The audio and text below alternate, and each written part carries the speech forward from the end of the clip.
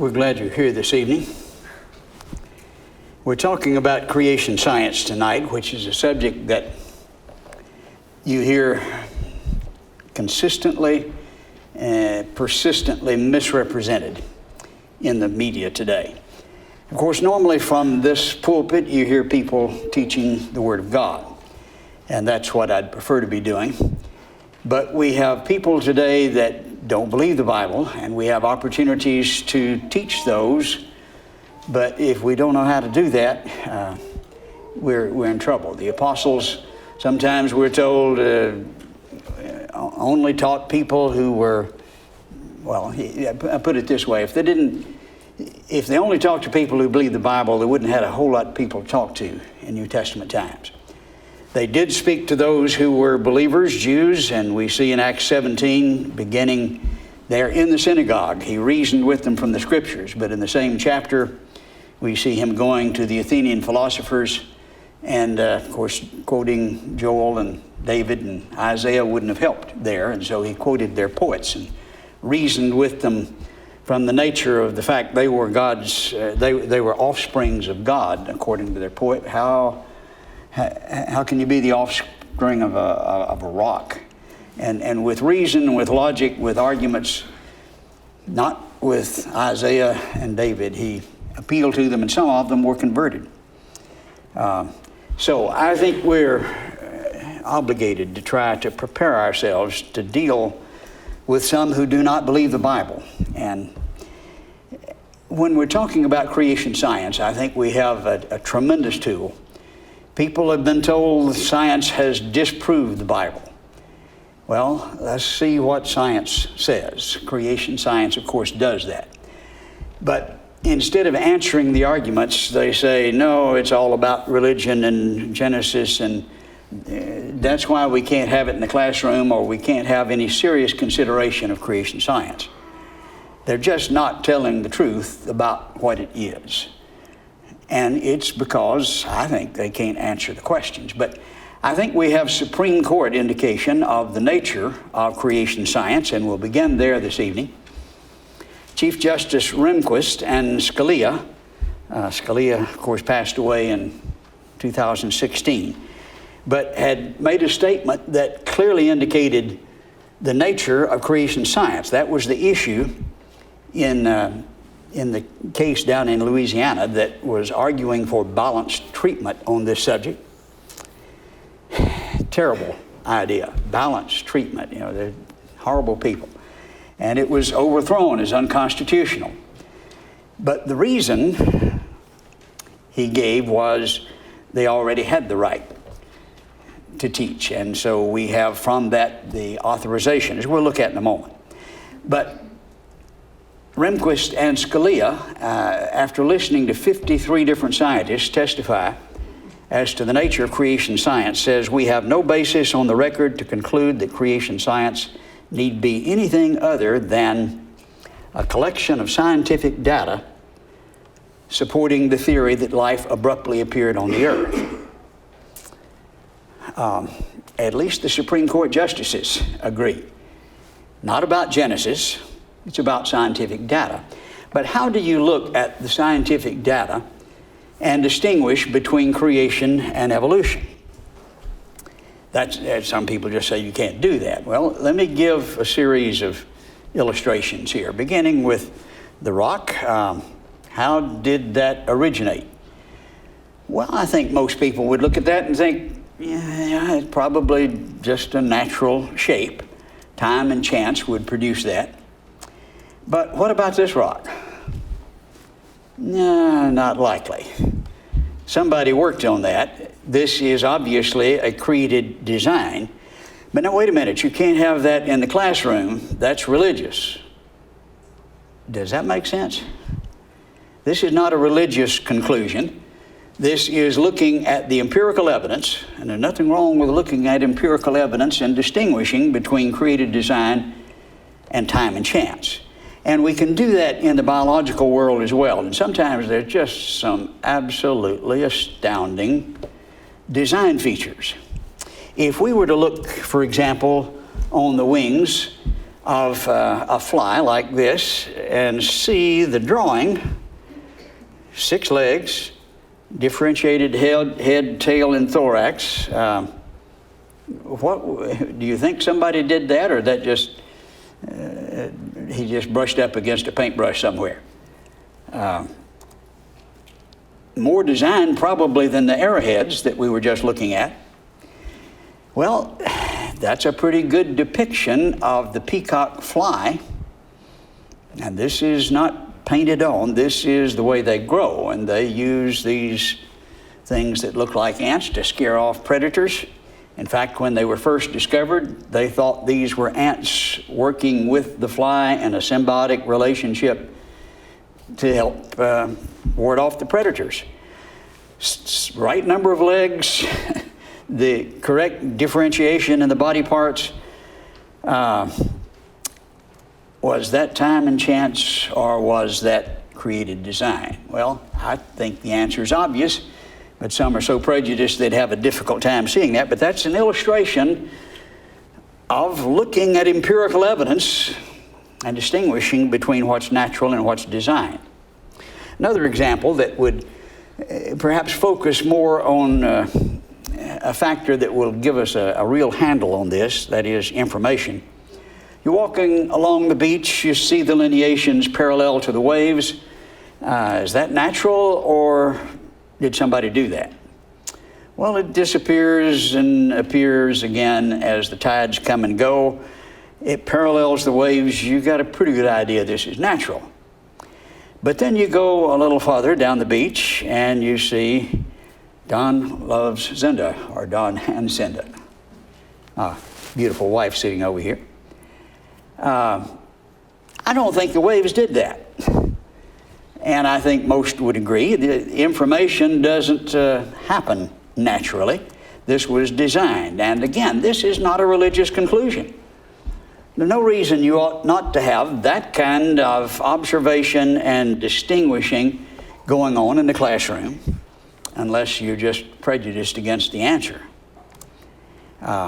Very obvious indication, I believe. Now, let me tell you about something that we were told occurred recently in ancient Tyre, right across the Aegean Sea from Greece, where that famous battle for Tyre took place. And they were excavating there recently and uncovered a very significant recipe for oracle soup that they were using to communicate with the gods. And they were supposed to get information from the gods through this soup that they cooked up. And so with the recipe that they excavated, they were able to replicate that and cook it up, and cooked it for a while and got this red-looking brew, and decided they hadn't cooked it long enough, so they continued to cook it, and then found out as they looked again, it said, "Watch out for large wooden horses." You buy that? I think you believe somebody's pulling your leg, and for good reason. You have distinguished in a way that says, nope, this is not going to happen by itself. But this is the story that's told in the biology textbook. The information content of the DNA just gets cooked up in the soup. Darwin's primordial soup, given enough time, will produce incredible amounts of information, much more than what we just looked at. 30 years ago, Carl Sagan told us about the information content of the simple cell in the Encyclopedia Britannica, 10 to the 12th bits, comparable to about 100 million pages of the Encyclopedia Britannica, which would be about a mile high. A lot of information. That's in the simplest cell we know anything about. Where did that come from? I don't think they know how to answer that question. 100 million pages. He said in a TV program just a few years ago, you have literally reams and reams of textual information, just like a book, in every cell of your body. You have a whole lot more information than watch out for large wooden horses. And you don't believe that would happen by itself. What about 100 million pages of the Encyclopedia Britannica? I think that's just crazy to think that happened by itself, in view of what we think of when we see Don Loves Zinda or Large Wooden Horses. The argument that was made by William Paley back in the 1800s from Natural Theology, his textbook, was the watchmaker argument that many of us have heard. It necessarily infers, when we find a watch laying on the beach, that somewhere there's a watchmaker. And few people would argue with that, though some do. Some, though, would say, well, actually, that makes good sense in the mechanical world, but it has nothing to do with biology. Well, you can see the same thing in biology. That kind of design inference from what we are able to observe. For example, note here from Science of just a few years ago, here's a description of cyanobacteria that undergo daily cycles. Well, now, how do they know what time and how they're supposed to do this, again, the same time each day? He describes this, or they do in Science. It's a biochemical machinery, a ratcheting mechanism by which the oscillator ticks unidirectionally. What does that sound like to you? It has cogs and gears. The system reveals the molecular mechanism of biological timekeeping.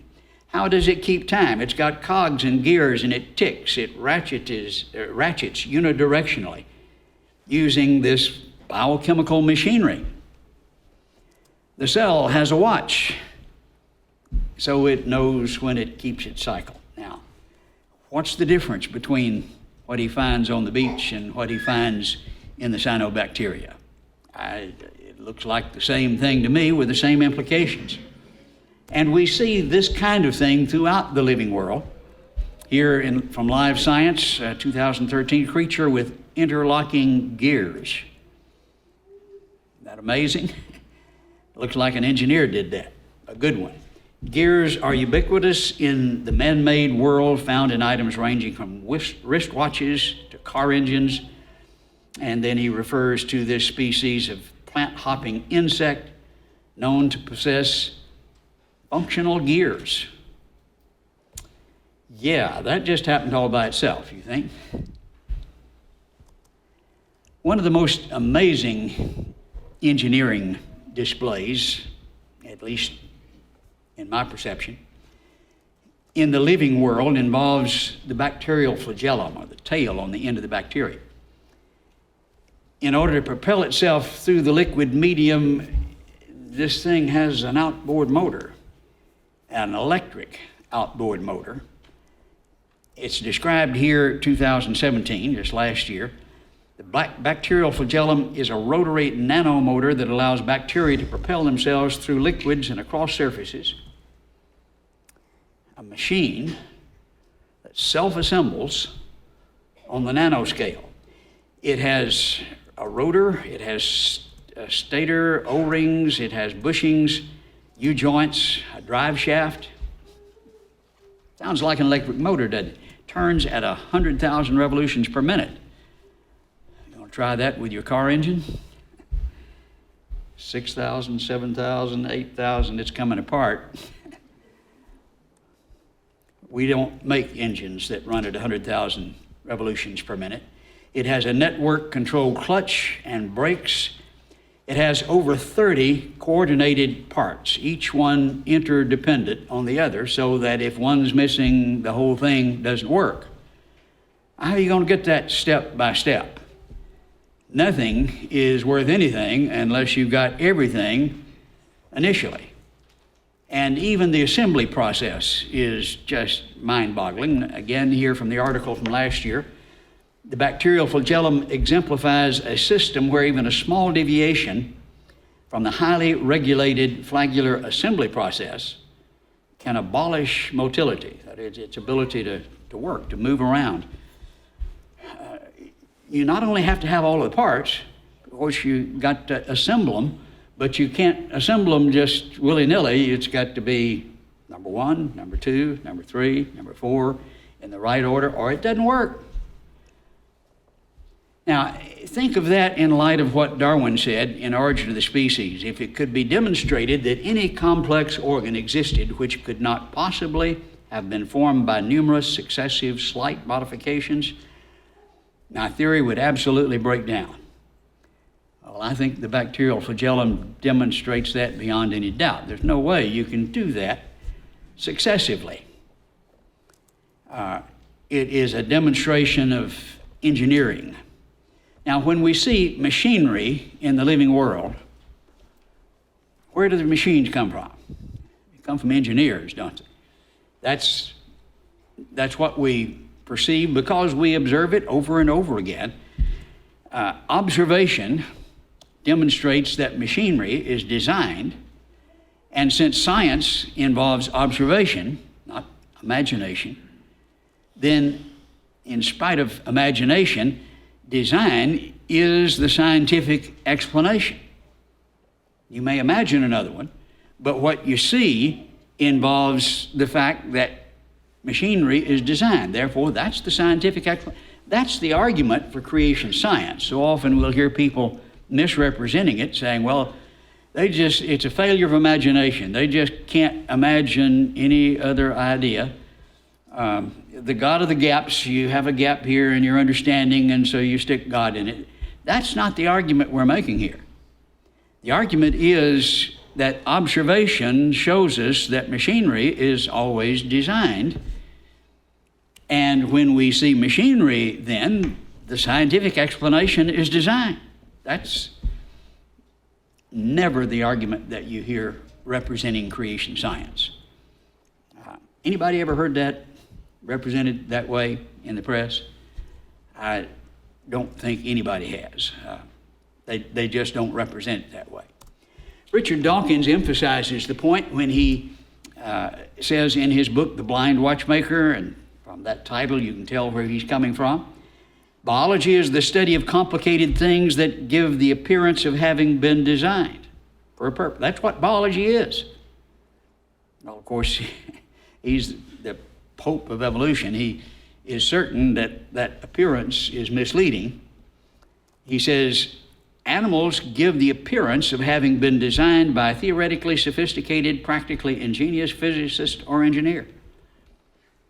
That's what it looks like. Well, in science, you're supposed to follow the facts. Maybe it's what it looks like. No, he won't go there. Francis Crick, the Nobel laureate, very famous for his description of DNA.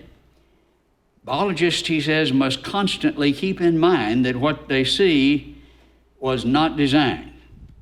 In other words, this is something you got to work at. Keep this out of your mind. Rather, it evolved. Another way of saying that is you got to keep your blinders on. You only look this way. You don't look that way. That's not allowed. And I'm not really exaggerating. Notice the description here from Dr. Todd, Department of Biology at Kansas State. He says, even if all the data point to an intelligent designer, such a hypothesis is excluded from science because it's not naturalistic. In other words, make sure you keep your blinders on. You can't look this way, you got to look that way, no matter what the facts are. He's redefined science, eliminating God, and it's winning by definition. In effect, the greatest scientists did not think that way at all, and I think he's wrong about the nature of science. But we've allowed that to be imposed in our school systems so that now then, while there's evidence of design, that's not allowed in the classroom. If it leads to intelligent design, it's disallowed. Now, when no intelligence is allowed, that's not good in the classroom, is it? But I think we see abundant evidence, just like we see for God Loves Linda or for the 100,000 pages of the encyclopedia. There's good evidence. Both creation and evolution can be investigated scientifically.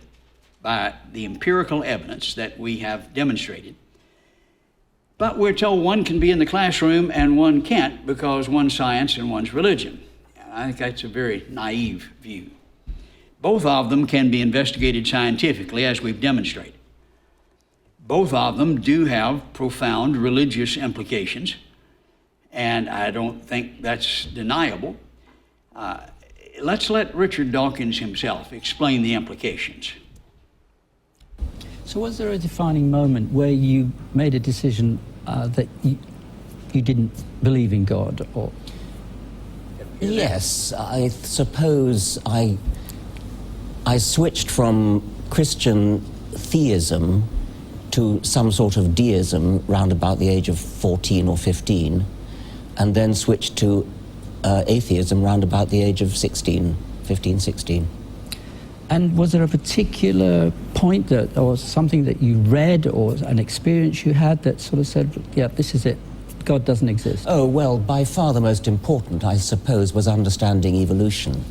I think the evangelical Christians have really sort of got it right in a way in seeing evolution as the enemy, whereas the more, what should we say, sophisticated theologians who are quite happy to live with evolution, I think they're deluded. And I think the evangelicals have got it right in that there really is a deep incompatibility between evolution and Christianity, and I think I realized that at the age of about 16. We need to realize the implications, and that it does have profound implications in spite of the loud denials of those who I don't think are looking at the facts. Both creation and evolution, yes, have religious implications. And evolution is promoted with the same kind of zeal you see with those called the rabid fundamentalist. Notice the statement by Isaac Asimov, very prolific science writer, affirmed atheist, recently passed away. He says, "I have faith and believe myself. I believe nothing beyond those natural laws is needed.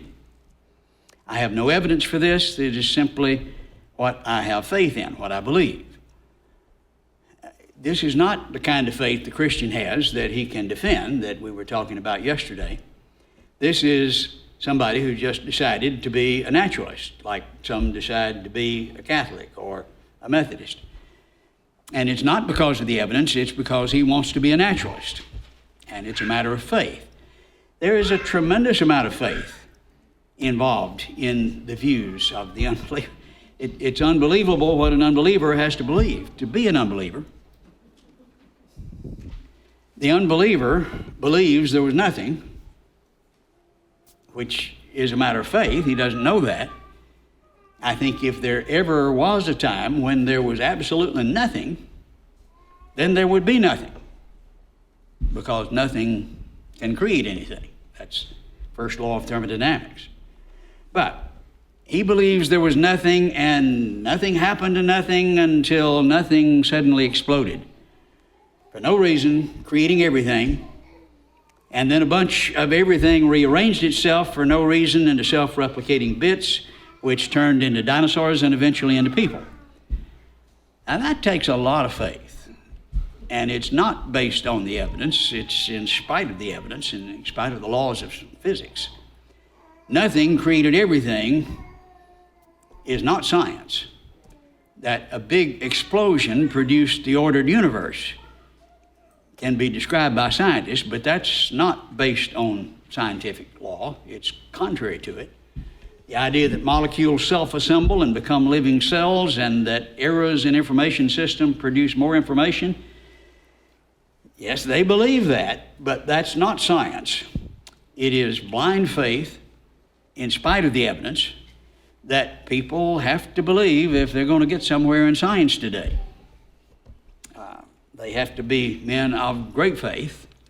They have to be like the little robins opening their mouth and swallowing whatever is shoved down there, and this is what our students are expected to do.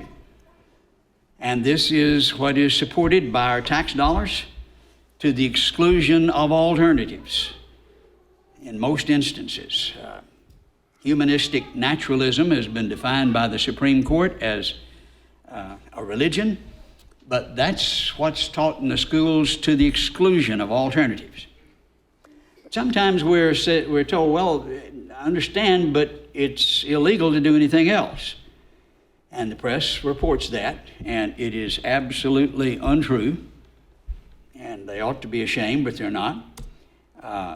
Notice again from the Supreme Court decision that we referred to earlier, the Louisiana Balanced Treatment Act here, Justice Brennan is given the majority opinion.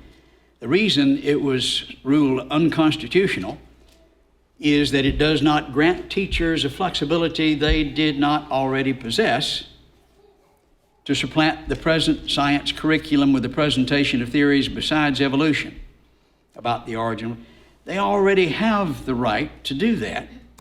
Continuing, he says, teaching a variety of scientific theories about the origin of humankind to school children might be validly done with the clear secular intent of enhancing the effectiveness of science education. You can't teach Genesis in the classroom, but you can teach alternative scientific views. The Supreme Court says so. Stephen Gould, one of the more famous evolutionists in the world from Harvard, again recently deceased, was interviewed immediately after that decision when many in the press had reported creation science is now outlawed. He says, no statute exists in any state to bar instruction in creation science. It could be taught before, it can be taught now. And that hasn't changed. But in spite of the propaganda that it's illegal to do anything else, we see a tremendous advantage being gained. That is, the truth is winning, truth as I would define it. Illustrated in a 1912 Gallup poll stating that 46% believed in this poll that God created humans in their present form. 32% said God guided evolution of humans, and then 14% said God had no part in human existence. Well, of course, that's all that's allowed in the classroom, the 14%. We have the majority opinion, but that's not what they're told.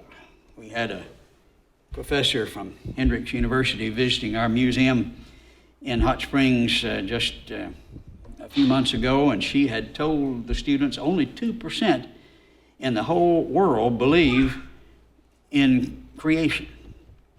Well, anyway, she learned better. This is taught as propaganda, and that part of it is true. Very interesting survey from 2016, a nationwide survey, testing two propositions. Teachers and students that have the academic freedom to objectively discuss both strengths and weaknesses of evolution. Now, the authorities said just have a fit if you want to do that, but 93% said that's what ought to be done. The second proposition was it's important for policymakers and the public to hear scientists with differing views. 94% agreed. But no, that'll confuse the kids. You can't do that, is the general ruling. We do see progress being made, obviously, at least in the general populace. In the early 2000s, 2001 here, New Republic published an ad that was purchased by 100 scientists from across the country, stating that they were willing to sign publicly the statement that they're skeptical of Darwinism's ability to explain the origin of life, and put their names in print. Now, that's a good way to run a career. It's a good way to get denied tenure, and these kinds of things go on continually. Well documented. If you have questions about it, I can certainly fill you in there. Now then, over 800 scientists have signed that particular statement. That is, there are many more, but these are willing to sign it and put their name in public, all with doctorates in the natural sciences from some of the leading institutions in the country, from the Smithsonian, from the American trying to read the small print, American Natural History Museum, and some of the leading institutions across the country, U.S. National Academy of Sciences, from such universities as Princeton and Yale and Harvard and Stanford and MIT and Columbia and Berkeley and UCLA and Cambridge and Oxford, and yes, from the University of Tennessee and Vanderbilt and Tennessee Tech and East Tennessee State University, all with professors who have signed this statement that we're skeptical that Darwin can explain origins. I think that's exciting. Let me see if I can move past that. We've got some technical difficulties here. We're going to have to run through that again.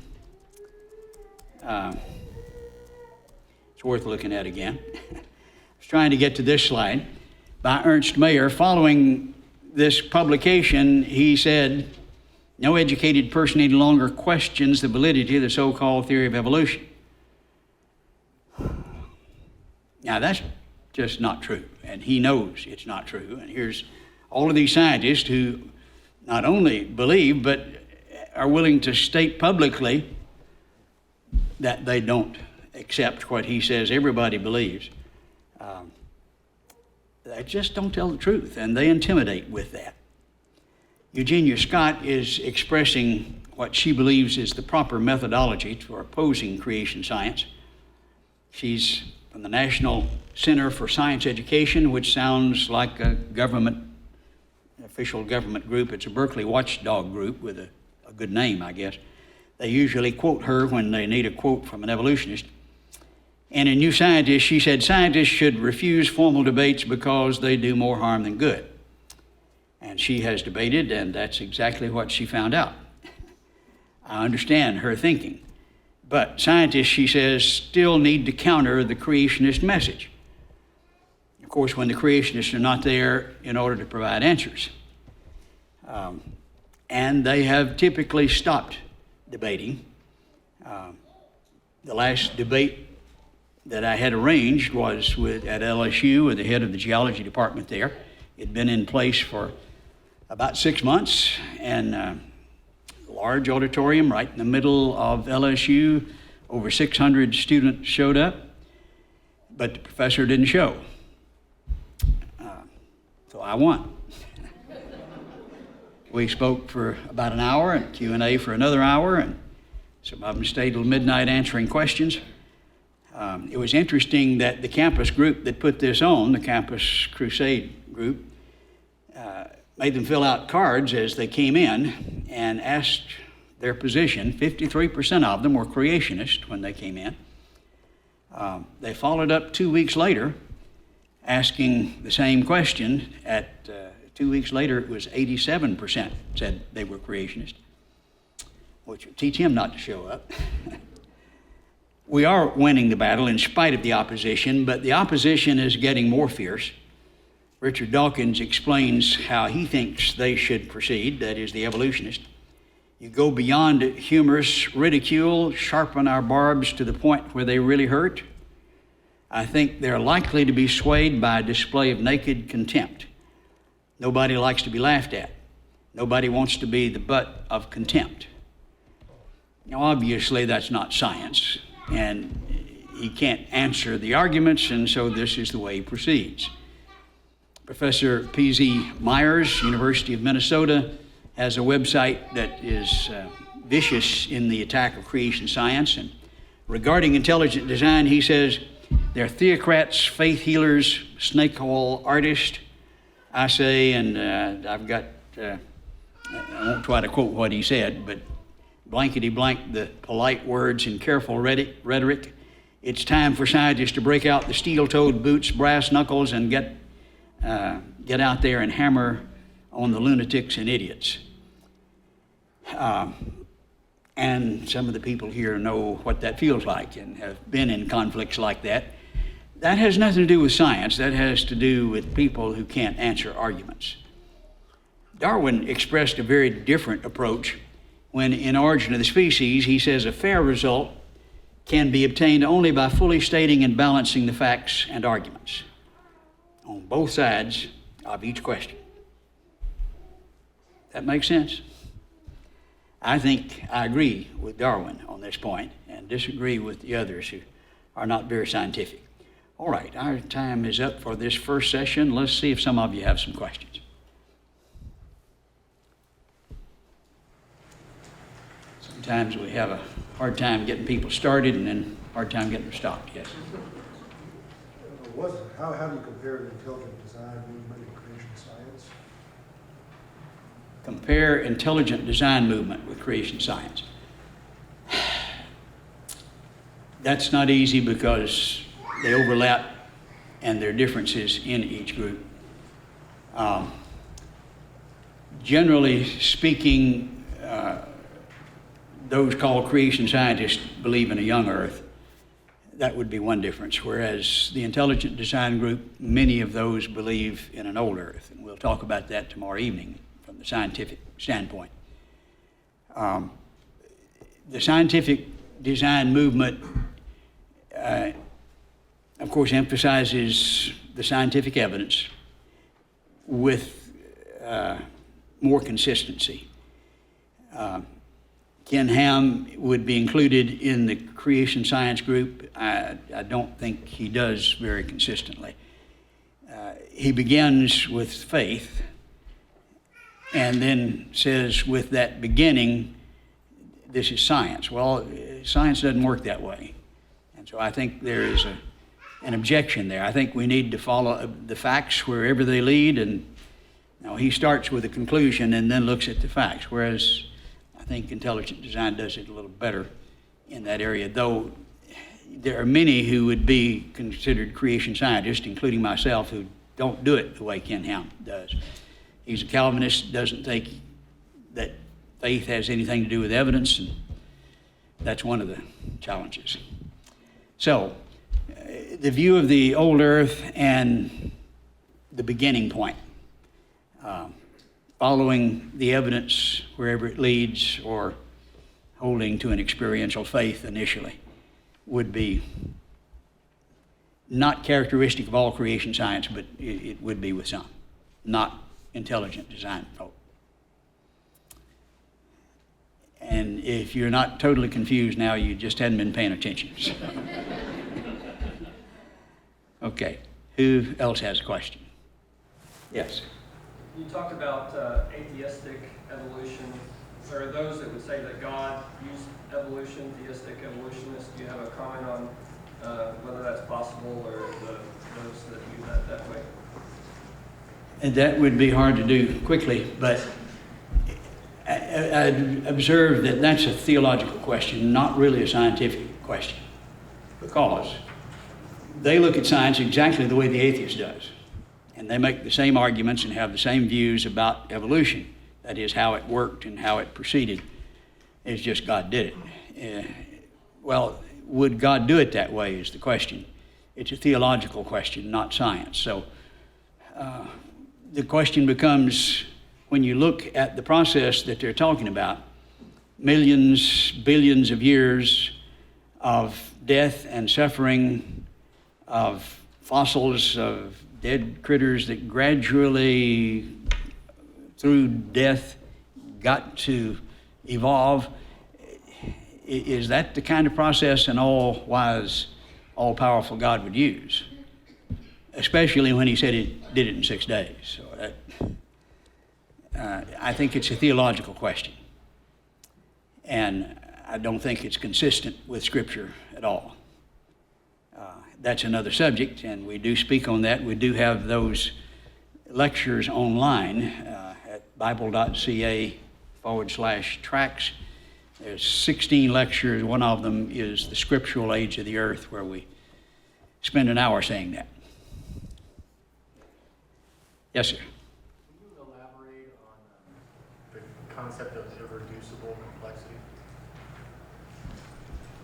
Well, the bacterial flagellum is a good example. Complexity that's irreducible. That means each part is necessary. And I heard Behe debate a professor at SMU there in Dallas, he thought he had answered Behe's argument for the actually, the bacterial flagellum was being used, but he used an even simpler illustration, that of a mousetrap.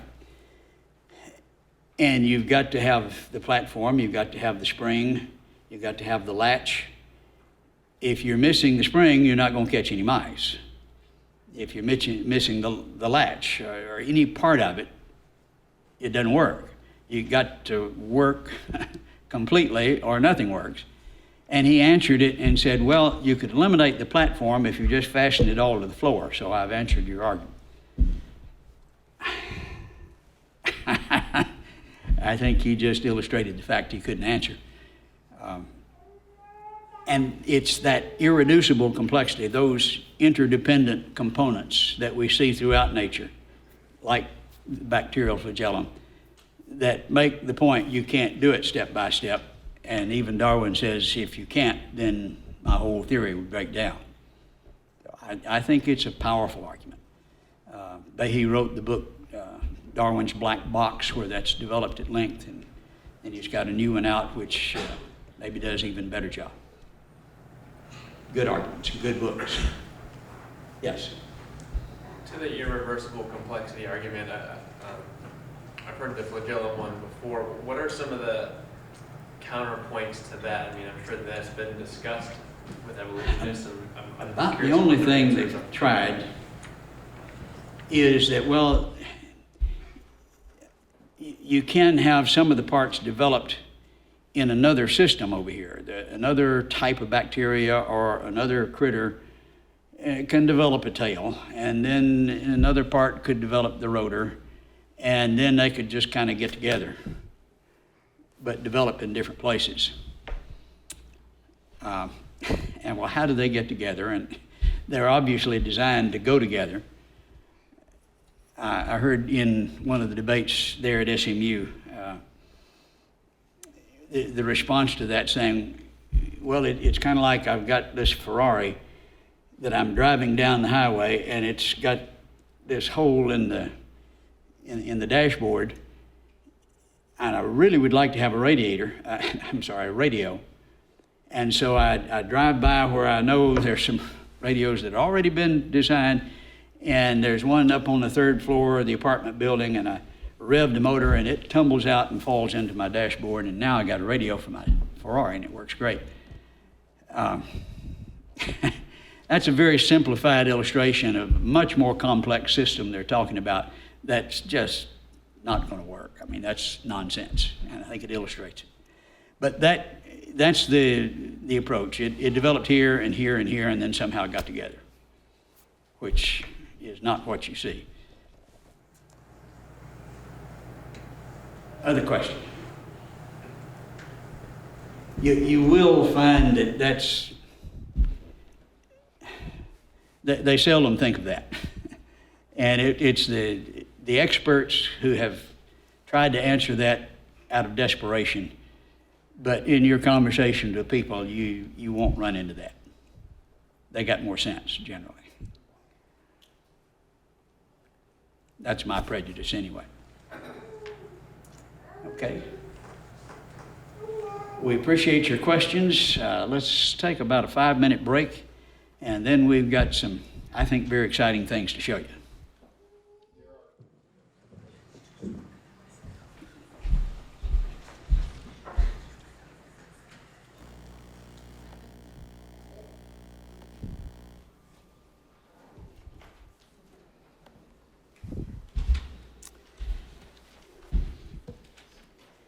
We want to begin our second session by defining terms, which unfortunately is something you have to do when you're involved in conflicting ideas, because you can't communicate well and have good arguments unless you're talking about the same thing. And very often in this controversy, we're not talking about the same thing at all. I've had people say, Dr. Patton, evolution has just changed. Don't you believe in change? And I said, well, sure, I believe in change. I've got some in my pocket, but I don't think we can have a good conversation unless we do a better job of defining the terms. I'm going to allow G.A. Kirkut University of Southampton, in his book Implications of Evolution, to make a very important distinction in the concepts of evolution. Now, he is a devout evolutionist, and I am confident he's not overemphasizing problems, but he's, I think, being fair here. He said there's a theory which states that many living animals can be observed over the course of time to undergo changes so that new species are formed. And he's talking here about a cow getting extra spots or longer horns, dogs obviously demonstrating variation within a few short generations that we can see, sometimes called new species. Now, what a species is not very scientific. It's a pretty nebulous concept. If I'm resistant to penicillin and you're not, then we're not different species. But if a bacteria is and another one isn't, two different species. And it's totally, but nevertheless, there are changes, I would call them horizontal variations, that can be observed that are called species. This can be called the special theory of evolution, sometimes called microevolution. But variations, I would call them horizontal variations, can be demonstrated in certain cases by experiments, which is the kind of thing we see with dogs that interbreed, but I believe are one kind, and we see illustrations of variation within the kind. But that's not what it's about. He continues, on the other hand, there is the theory that all the living forms in the world have arisen from a single source, which is a different idea, which itself came from an inorganic form. This can be called the general theory of evolution. Now, this is where it's at. The idea of the inorganic becoming organic and one kind becoming another kind. And typically, when they're arguing, they're not talking about a change from one kind to another kind, certainly not in terms of observation or experimentation. This is the issue. But invariably, they're talking about horizontal variation within the kind, as opposed to the general theory, which is where it's at, the real issue. And if you distinguish between those two and say, all right, I understand this, I see this is not an issue, but can it come from an inorganic form? Can you change from one kind to another kind? And now they don't have a lot to talk about. Well, how do you evaluate the contrasting ideas? We have rules. It's not just who hollers the loudest. The scientific method is supposed to be followed. It's not followed nearly as often as many scientists like to imagine. But theoretically, it begins with observation. Things that are not observable are not really a part of empirical science. It has to be repeatable, experimental, and falsifiable. The idea of falsifiable is probably the most unfamiliar to a general audience, and it basically means it has to be tested or testable. You have to be able to come up with conditions so that if this happens, it's verified. If this happens, it's falsified. And if you can't come up with conditions like that, it's not testable and then not science. That's probably the most important criteria. Many of the scientists have affirmed that. Well, looking at these criteria, how does that compare with evolution, for example? In the living world, do we see general evolution, change from one kind to another kind? G. Leonard Stebbins of Harvard, one of the more influential biologists in the world, says, the reason the major steps of evolution have never been observed is they require millions of years. Okay, if it requires millions of years, I understand you wouldn't see it in our generation, but when you get through, it hasn't been seen, which is the first criteria. Now, I think we can sidestep that issue, as we'll see in a moment. But the fossil record is supposed to record what happens over millions of years, and so can we see this happening in the fossil record? Well, we'll be talking about that Thursday evening, I believe. But we'll preview that with Stephen Google's statement, a very famous paleontologist from Harvard. The extreme rarity of transitional forms in the fossil record persists as the trade secret of paleontologists. We view our data as so bad, we never see the very process we profess to study. So you don't see it in the living world, and you don't see it in the fossil record. It went too slow in the living world, and Gould says with his punctuated equilibrium, basically it went so fast you didn't see it. So in either case, you don't see it, which is criteria number one. Number two and number three involve repeatability and experimentation. Ernst Mayr of Harvard, a very representative and leading evolutionist, says evolutionary biology, in contrast with physics and chemistry, is a historical science. The evolutionist attempts to explain events and processes that have already taken place. Laws and experiments are inappropriate techniques. You can't experiment with historical processes. That happened. There are processes that are historical, but they're not scientific. Falsifiability, perhaps the most important criteria, is described here in reference to evolution by Colin Patterson, British Museum of Natural History, largest fossil museum in the world. He says they are unique, unrepeatable, like the history of England.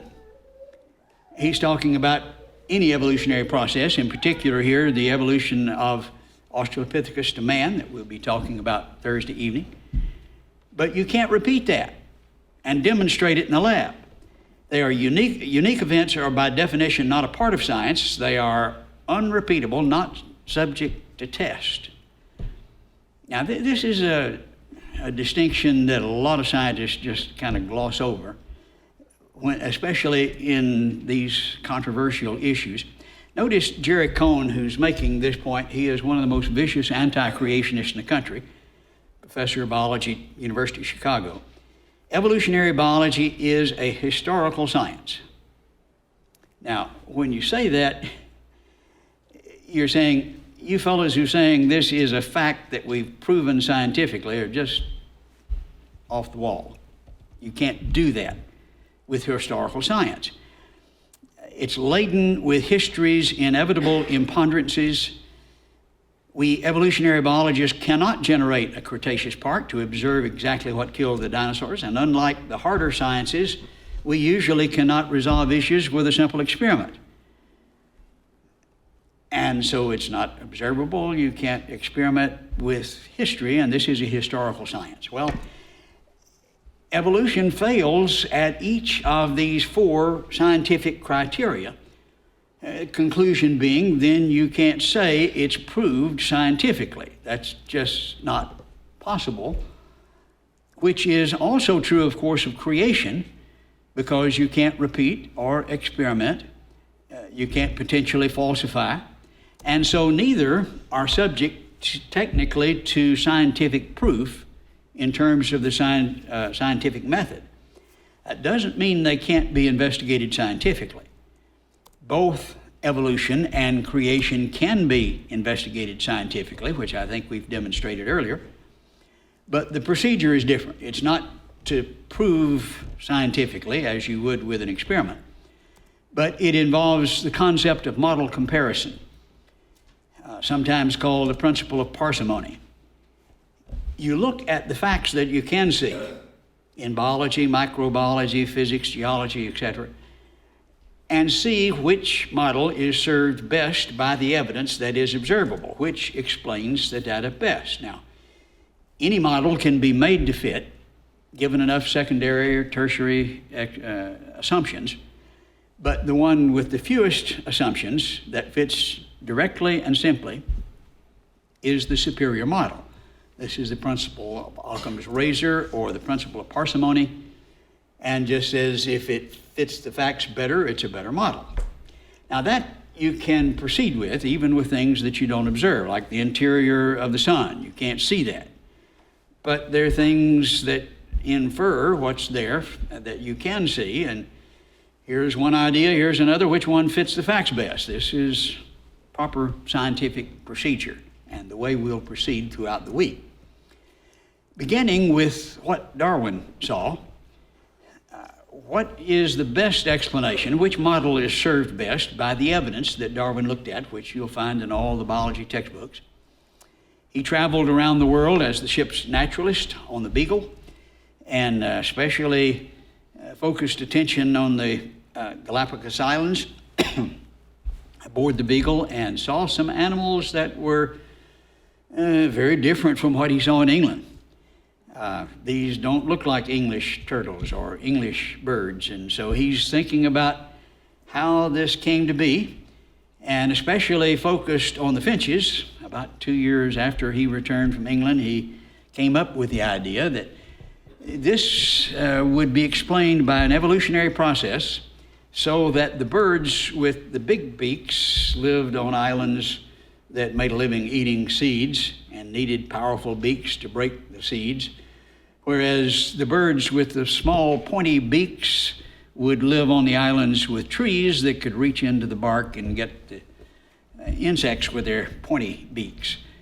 And so this natural selection took place, and that's how they came to be. Well, it doesn't really say anything about how they came to be. It says something about where they are now, but how they originated is through a set of assumptions. But at best, you're looking at a change of a big beak to a little beak, which is not the general theory, not what we're talking about. I don't think it's a good example of that for reasons we'll look at. It's a good example of the special theory, horizontal variation perhaps, and not as good as is claimed.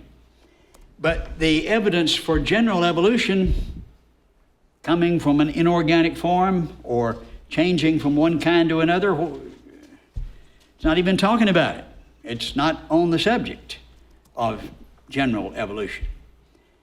But notice the way this is reported, especially as they have continued to observe. Here in 2006, Live Science reported Darwin's finches evolved before scientists' eyes. Well, that sounds impressive. For the first time, scientists have observed in real time evolutionary changes in one species driven by competition for resources. Well, that sounds like what they have been talking about. Here we're told they've got an example of it, and they have diagrams showing the beak size just slightly larger or slightly smaller that varies as a result of a drought. And during the drought, you got more of one than you do of the other. But the rest of the story, as you continue to read, reveals that the so-called shrinkage of the beaks during the drought was less than 1 millimeter, but that it wasn't a shrinkage at all. The small size was already there, but you got more of them now during the drought than you had before. The proportion changed somewhat. Only the relative numbers changed. Nothing new, nothing bigger, nothing smaller.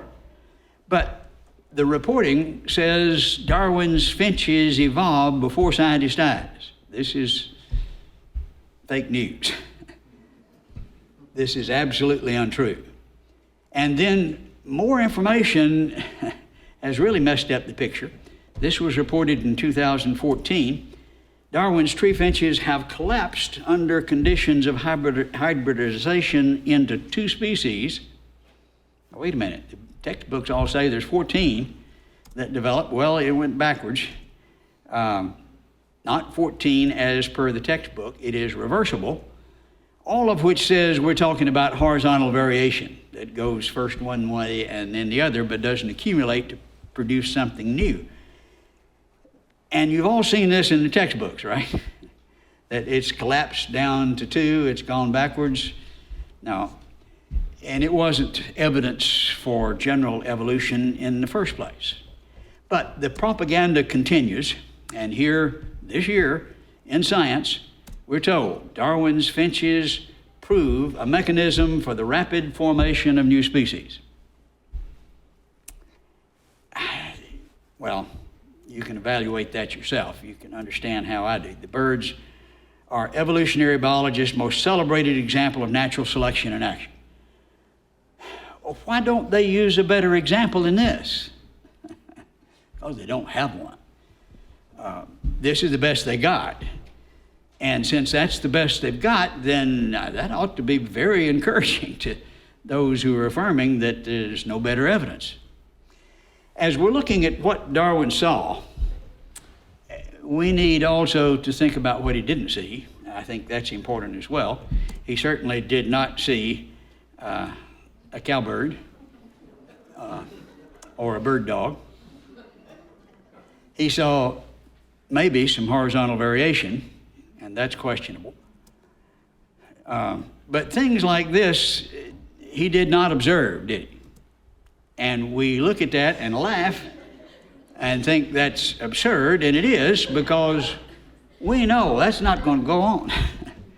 Now, the finches get little bigger beaks, maybe a little, and they weren't even doing that, just changing the relative numbers. That we understand, but that's not the issue. Horizontal variation within the kind we understand, not at issue. But the kind of thing he needs to see, he did not see. One of the arguments that is made by Darwin involved the pepper moths, and it's in all of the textbooks.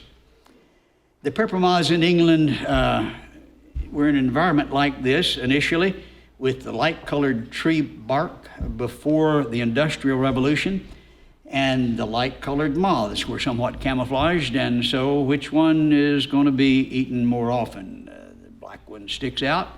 We're told that one would be more vulnerable.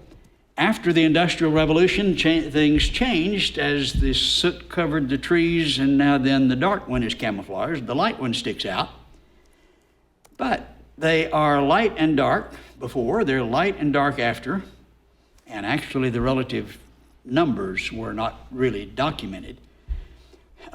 Very interesting statement was made by Harrison Matthews, who was given the honor of writing the introduction to the centennial edition of Origin of the Species. 100 years, now then, new edition, great honor for this biologist to write the introduction. And he talks about the pepper moth in the introduction to the centennial edition. He says they do not show evolution in progress. Now, every textbook in our country says they do. However, the population may alter, all the moths remain from beginning to end Biston bachellara. The same species, start to finish, light and dark before, light and dark after. It's not evolution, which, it's not even special evolution. But we read in the International Wildlife Encyclopedia, this is the most striking evolutionary change ever witnessed by man. And I think they're right. I think that's the best they can do. I don't disagree with them. But even that has now been discredited. Jerry Cohn, of all people, this vicious anti-creationist, is reporting on the work of Magarius, who has repeated some of these experiments. And he says the most serious problem is that Biston bachellara probably doesn't rest on tree trunks. Now, I've seen thousands of them on tree trunks. Most of you have. In the biology textbooks, they're all over the place. On the tree trunks. Well, how did they get there? They pinned them on the tree trunks. But exactly 2 moths have been seen in such a position, more than 40 years of intensive research. Except in the textbooks where they're always on the tree trunks. But in spite of all of that, here from science, peppered moth, Biston bachellara, one of the most widely recognized examples of contemporary evolutionary change. Yes, that's the best they can do, and so it's widely recognized and celebrated. The truth is, the peppered moths illustrate a shift in the relative numbers of pre-existing horizontal variations. That's the evidence. And that's going to prove the general theory of evolution? Hardly. When you define your terms, then you understand this has nothing to do with the issue. Darwin observed the small changes, what he certainly considered to be small changes, especially with the finches, with the pepper moths. He assumed that those small changes would add up to the big changes. He didn't see that, but this is assumption. That's not science.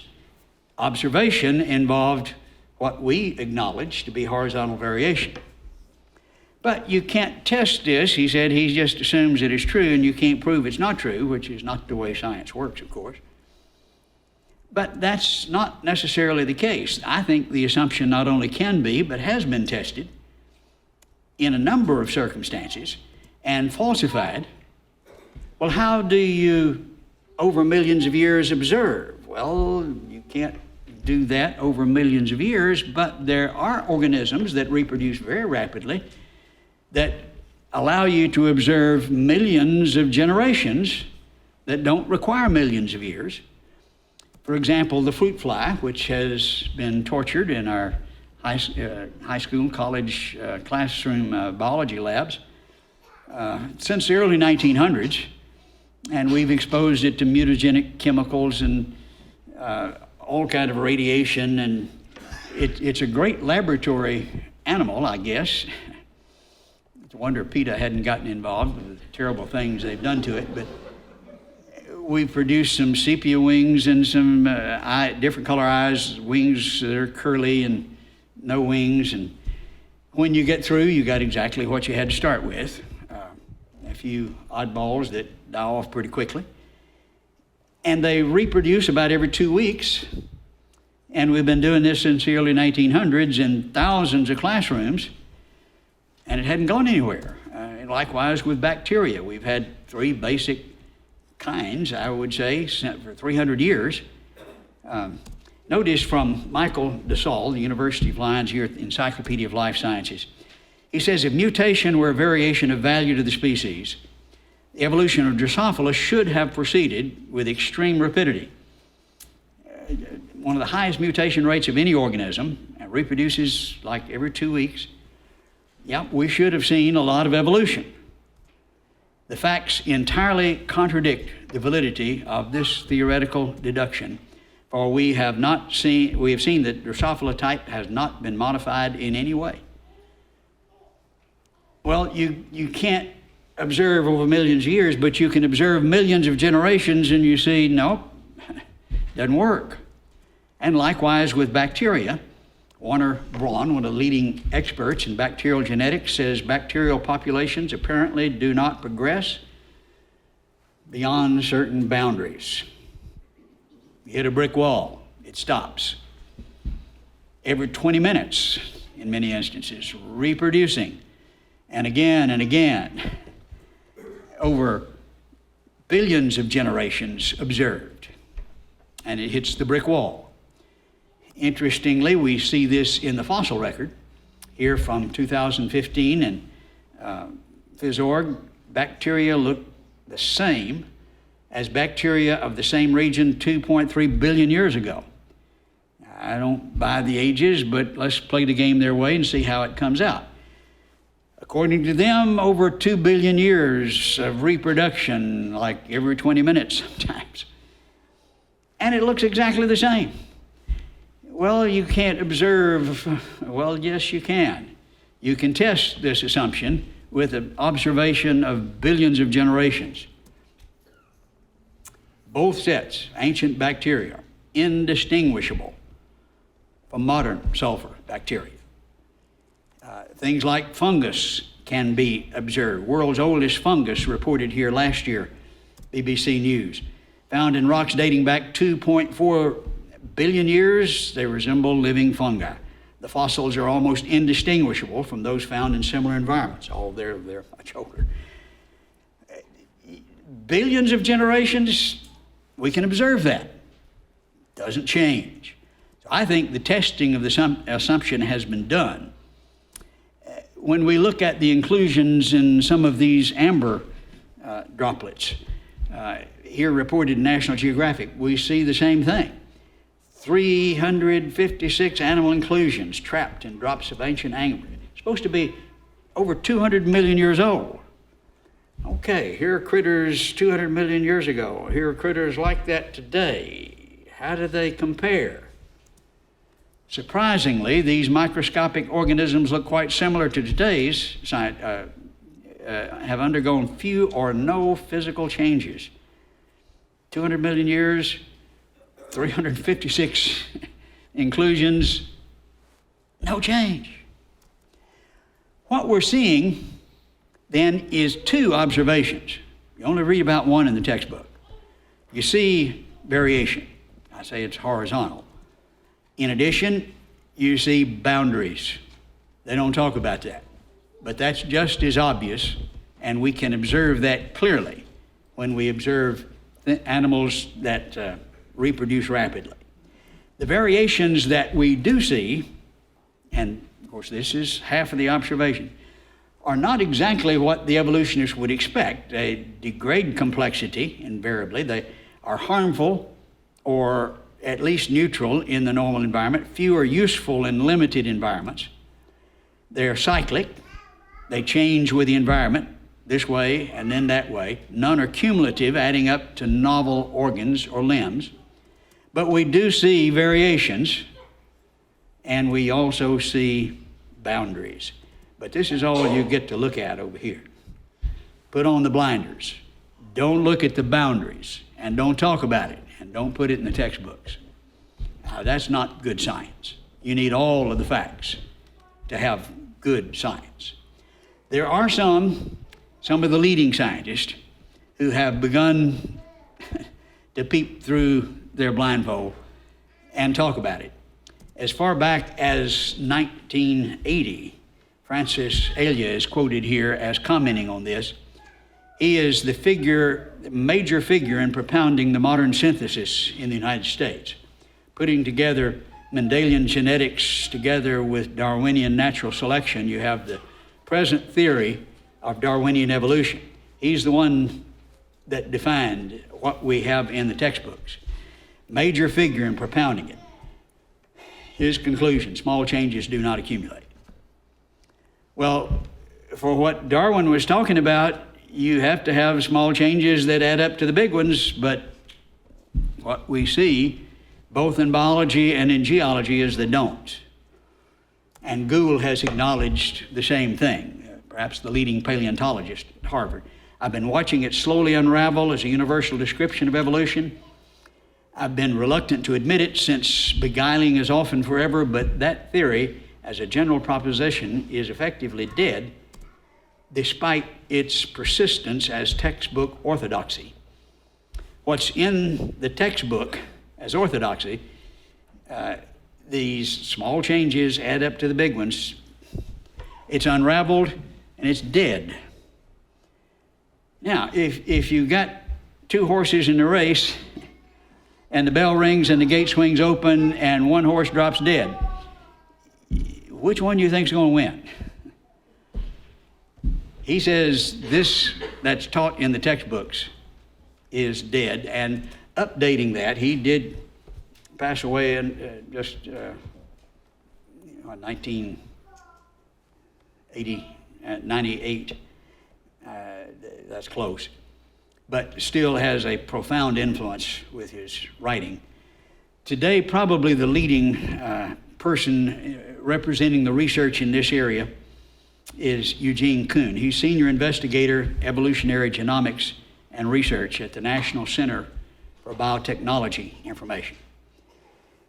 Bill Nye, Richard Dawkins don't know anything about these fellows, or at least the research and what they are acknowledging, and these are the leaders in the field.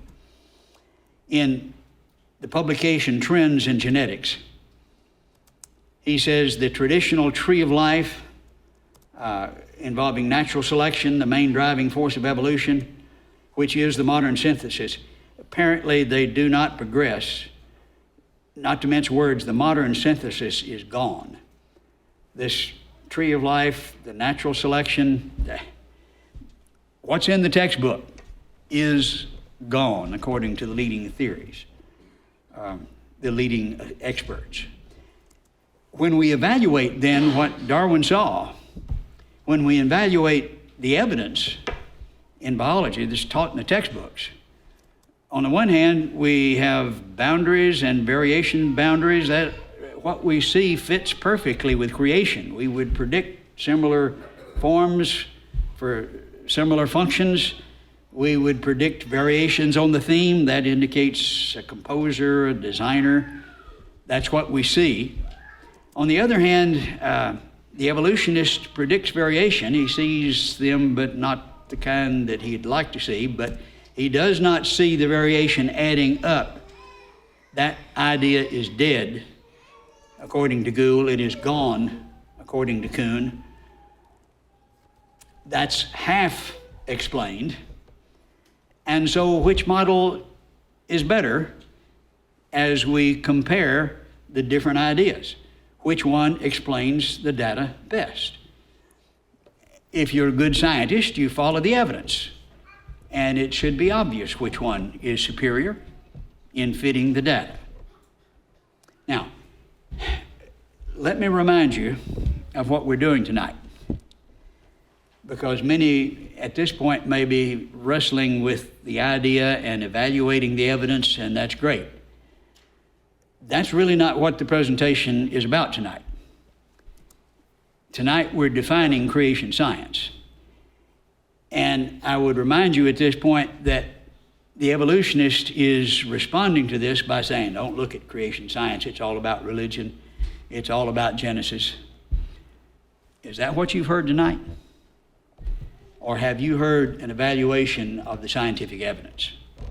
Whether you think it's weighty or not, what is it about? You know it's about creation science and should know better than to listen to some of these fellows trying to redefine it in order to be able to win the argument by definition.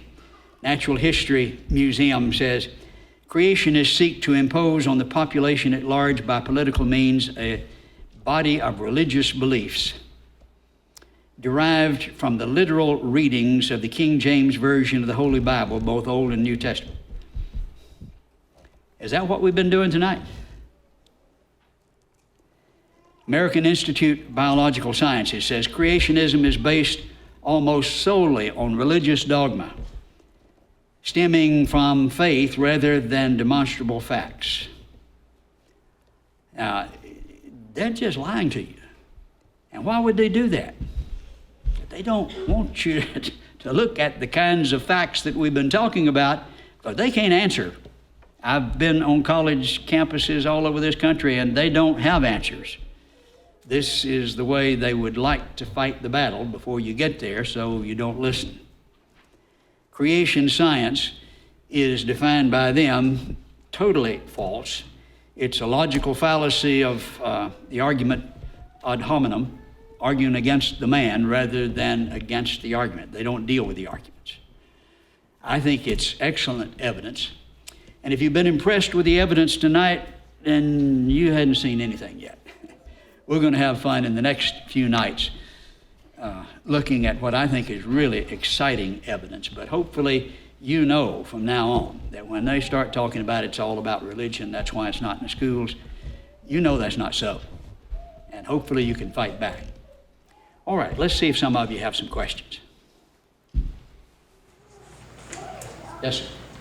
So something that I've kind of been thinking about that you said, so if this major piece of Darwin's explanation of the general theory of evolution has sort of been slowly being accepted by evolutionists and atheists as being something that sort of falls apart under examination, what has replaced that in their mind to still support the general theory of evolution? Anything? Yep. Sometimes we think, well, if you defeat it, then creation, the truth, wins by default. And that's not true. And many times the reason they haven't accepted it is not because of the lack of evidence, it's because they're determined to do something else. We'll talk more about motives later, and must be careful there, of course. Transpermia, very fancy sounding explanation really means aliens did it. Not quite as dignified that way, but yeah, it came from outer space, which is not an explanation of origins at all. It says it came from out there. It didn't say where out there came from. It's a matter of direction, not origin. It came over here. Well, where did that come from? Well, that came from over here. And where did that come from? In logic, it's called infinite regression. But this is what you hear quite often, and we'll see some illustrations of it throughout the week. As invariably, that's where they're going now. But when they get backed up against the wall, aliens did it.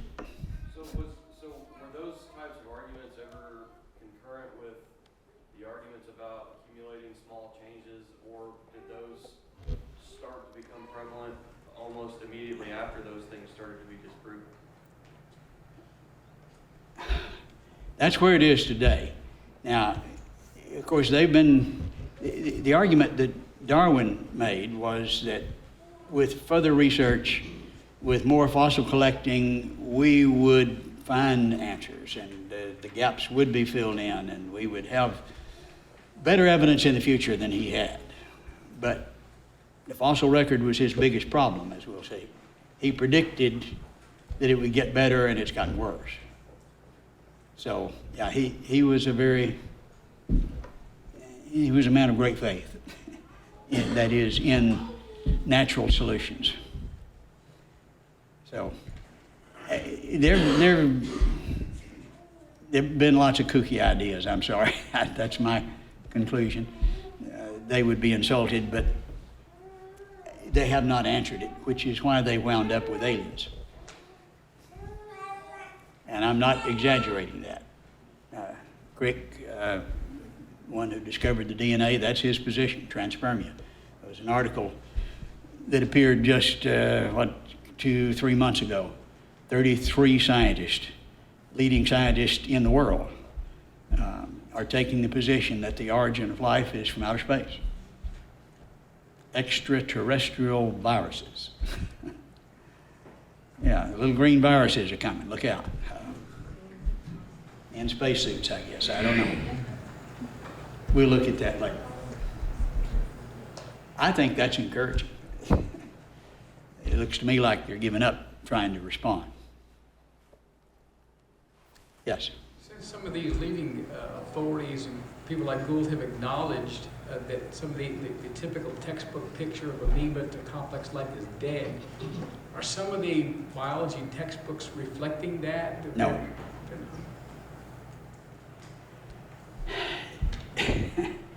We worked with the textbook committee in Texas, testified there 4 times in Austin. We had 7 votes, we needed 8 in a 15 panel. We got very close. They did pass a resolution that they should teach the strengths and weaknesses of evolution, which is a big step forward. They didn't implement it, but that was the law. And then they replaced that with another statement that actually effectively was even better, I think. But we're not seeing the textbooks doing it.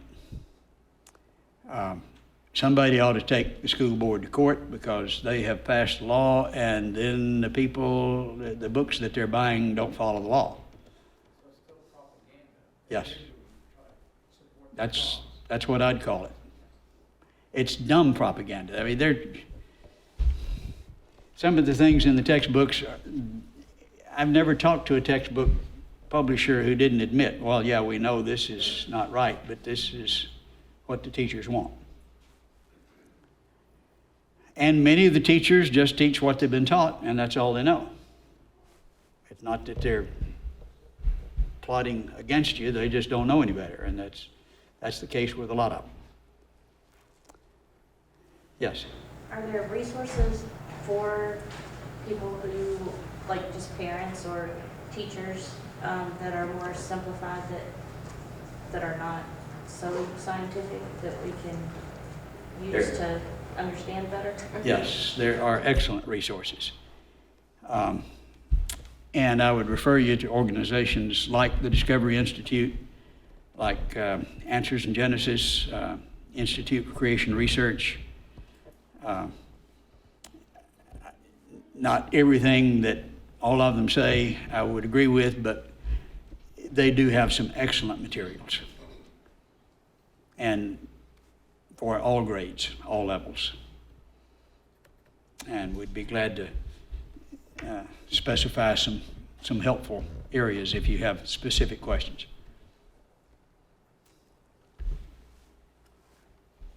Good questions. What can we do is a question we normally get.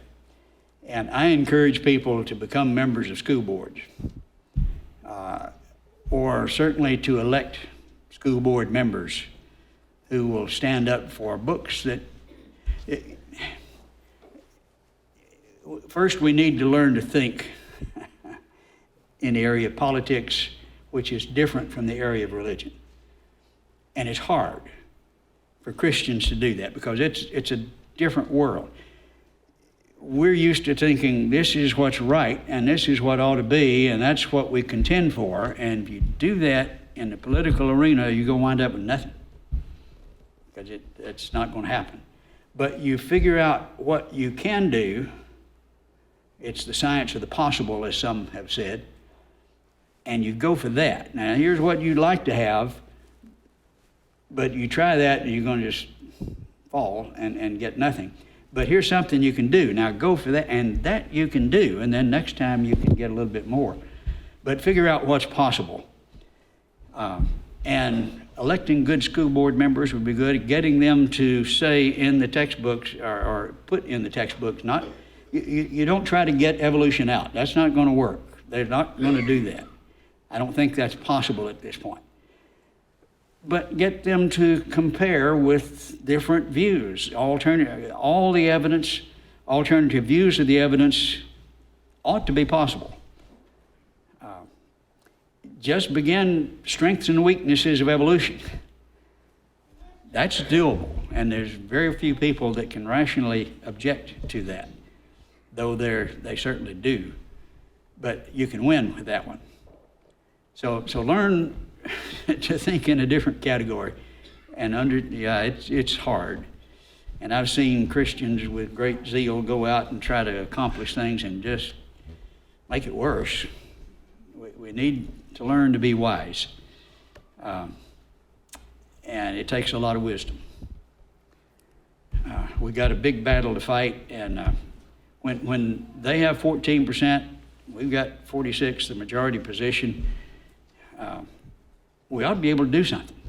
And why don't we? Well, because we're sitting here inside the four walls instead of out fighting the battles.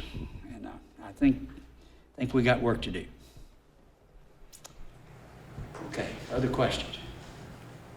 All right, thank you very much. Thank you all.